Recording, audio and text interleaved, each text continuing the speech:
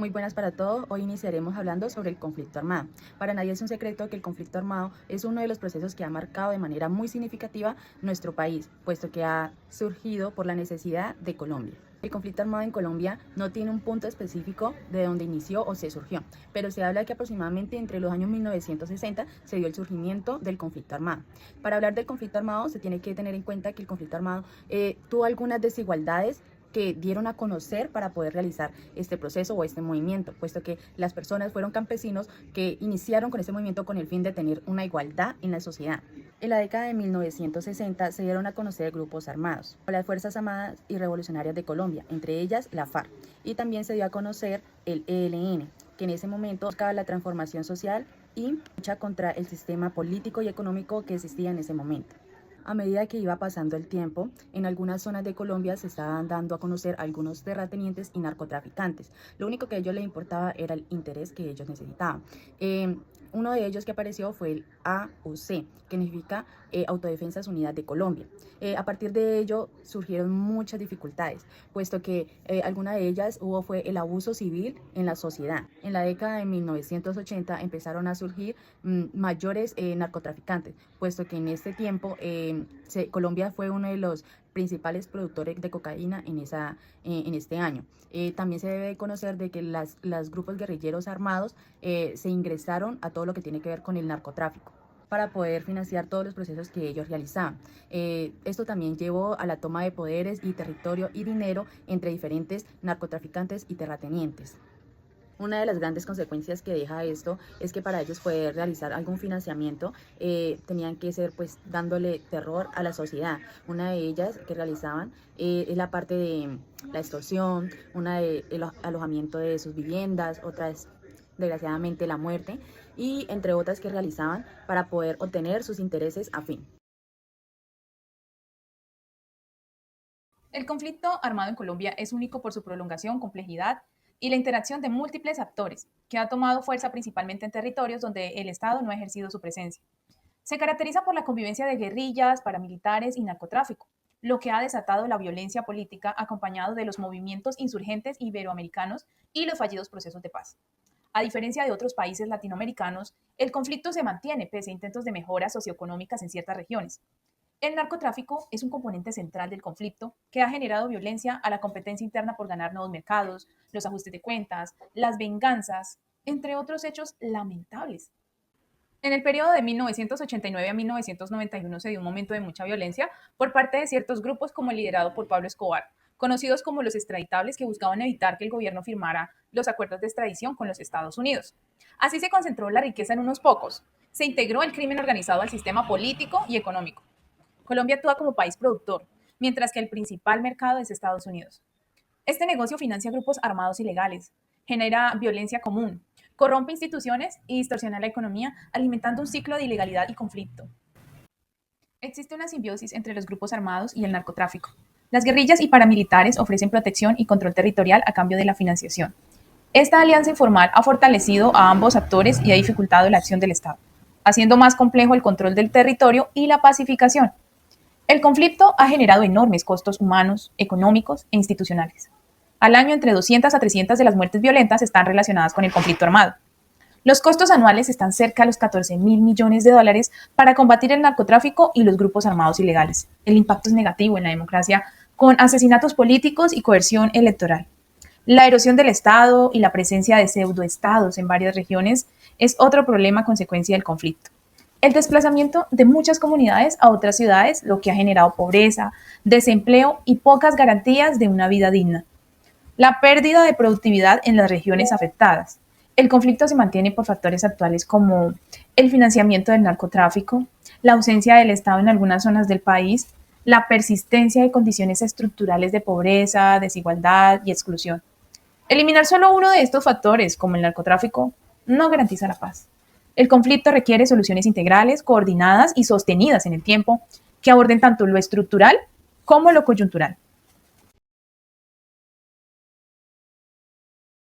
En este conflicto armado interno del país se ha vivido una guerra de diferentes partes contendientes. Como primera parte contendiente encontramos a las fuerzas públicas, dirigida por su comandante supremo, el presidente de la República, siendo el Ministerio de Defensa el eje central de dicha parte contendiente, en la cual encontramos a las fuerzas militares y la Policía Nacional. Como segunda parte contendiente, encontramos a las Fuerzas Armadas Revolucionarias de Colombia, las FARC, siendo una de las guerrillas más longevas del país. Como tercera parte contendiente, encontramos al Ejército de Liberación Nacional, el ELN.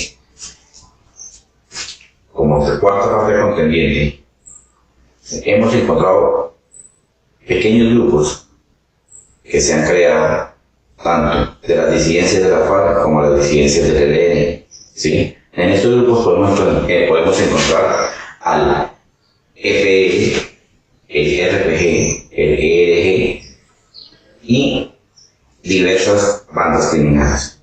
¿Sí?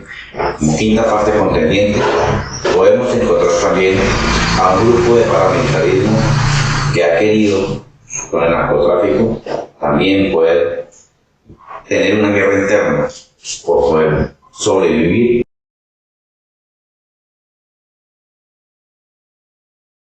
La política de defensa y seguridad democrática implementada en Colombia a partir del año 2003 representó un cambio estratégico en la forma de abordar el conflicto interno. A diferencia de otros enfoques previos, la política promovió una visión integral, coordinada desde el gobierno, estableciendo directrices para todas las instituciones del Estado.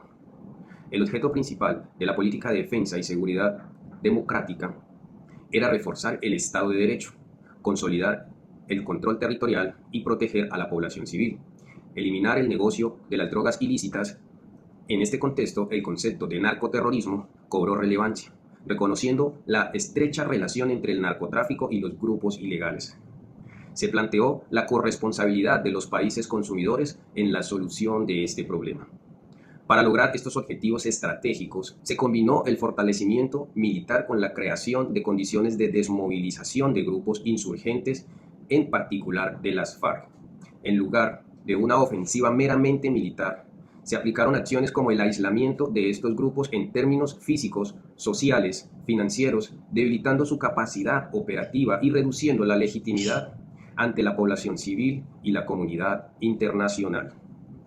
El Plan Patriota, lanzado en el año 2004, fue una ofensiva clave dentro de esta estrategia, orientada a expulsar a las FARC de sus principales bastiones. Si bien se lograron avances significativos, la operación generó preocupación sobre su impacto en la población civil y la posible expansión del conflicto a regiones fronterizas. Paralelamente, el gobierno trabajó en negociación con otros grupos armados como el ELN y la desmovilización de paramilitares. A nivel internacional, el Plan Colombia, iniciado en el año de 1999, jugó un papel fundamental al canalizar el apoyo financiero y militar inicialmente enfocado en la lucha antidrogas. Tras los atentados del 11 de septiembre del año 2001, Estados Unidos amplió su participación hacia el combate contra las insurgencias.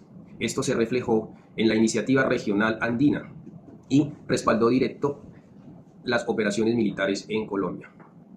Finalmente, aunque la política de defensa y seguridad democrática generó avances en seguridad y control territorial, también enfrentó desafíos como la adaptación táctica de los grupos insurgentes y el impacto del conflicto en la población civil.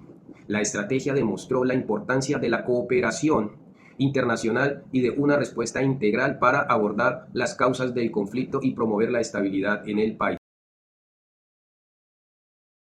Situación de violación de derechos humanos y del derecho internacional humanitario en Colombia.